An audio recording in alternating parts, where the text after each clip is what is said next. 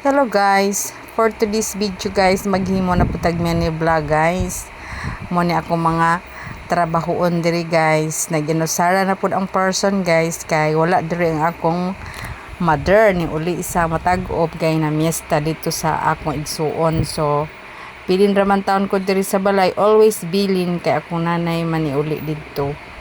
Di man pwede biyaan ko diri sa apartment kay walay bilin, so bilin ra taon ko bisa gusto ko mga to mamista pero di na lang sila na lang ngadto sa akong sister nga usa namista sila dito. So nag-inusara taon ta diri pero mas ganahan sad kong mag-inusara ko guys kay ganado kay kuman limpyo kay limpyo na tanan. Wa joy samok pa kay ikaw ra mang usa nawala diri sad ang akong anak guys kay duty man akong anak ron. Akong anak taon kanang nag-working student na siya. While nag-eskwela, nagtrabaho siya sa iyang bikan time. O nang sa iyang mga panghinanglan, bukod siya mapalit sa iyang mga panghinanglan. Mga sanina, mga gamit niya, bayaran sa ginagmay sa eskulahan. So, siya nagbayad ana guys. Ang ako rang bayaran tuition fee. Pero nagtigom-tigom sad mi para gamay ra sad among utang nga i-bayad sa tuition fee. Tinabangay mi sa akong anak. May nalang pod nga akong anak butan, pero digid as in butan kay na may mga bisyo, inom, matabako, pero wala noon ang mga bisyo nga bawal na gamot, wala siya ana. Pero kanang mga inom barkada, pero okay raman po lingaw niya na medyo ng ulitaw di kita kapugong kay mga ng ulitaw.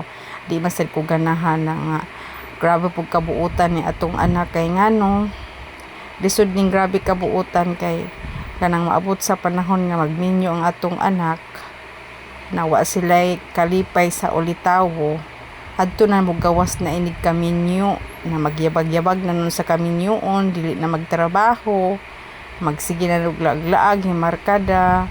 Pero sa ako rasad na ha kay muram sad ako na discover ba sa uban ba nga wagay nataka sa pagkaulitawo na inig kaminyo na anak namang gawas ang mga kinaiya. So mo nang ako ra pong pasagira kong anak basta importante lang nga kanang di lang pud siya magpabadlong kaayo sa ako di man pud noon sakit sa dughan pinangga masag ko ni sa kong anak man wala ko maistorya pud kaayo. So di nagmap na ko guys dako salbaya ako ng limpyuhan diri guys no kay ko biya ni nga apartment.